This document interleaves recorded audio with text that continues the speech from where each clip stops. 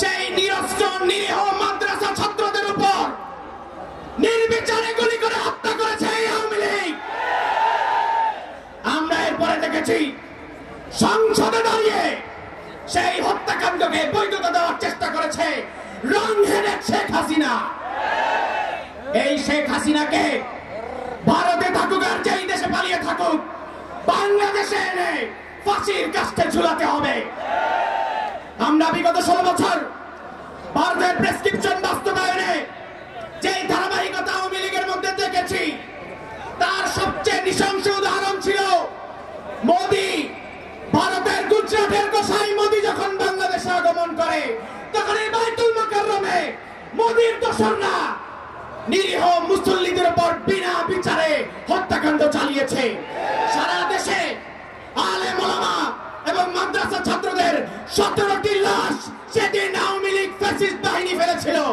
আমরা আজকে এই সমাবেশ থেকে বলতে চাই, বিগত 16 বছর জুজুর ভয় দেখিয়ে, যেই ভারতের ভয় দেখিয়ে, যেই দিল্লির ভয় দেখিয়ে শেখ হাসিনা আমাদের আলেম ওলামা এবং মাদ্রাসা ছাত্রদের উপর হত্যাকাণ্ড চালিয়েছে, সেই হত্যাকাণ্ডের বিচার এই বাংলার জমিনে হতে হবে।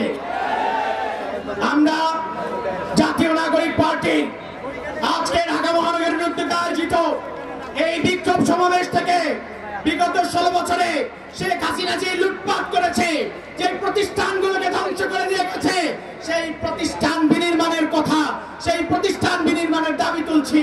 আমরা বলছি, যদি সংস্কার ছাড়া আবারও একটি নির্বাচনের দিকে যাওয়া হয়, যদি মৌলিক সংস্কার ছাড়া আবারও একটি নির্বাচনের দিকে যাওয়া হয়, তাহলে জুলাই আগস্টে যে 1400 শহীদ বাংলার মাটিতে রক্ত দিয়েছে, বাংলাদেশে একটি বিধান আনতে, বাংলাদেশে একটি সুন্দর শাসন ব্যবস্থা কায়েম করতে যারা প্রচেষ্টা করে গেছে, তাদের রক্তের সাথে গাদ্দারি হবে।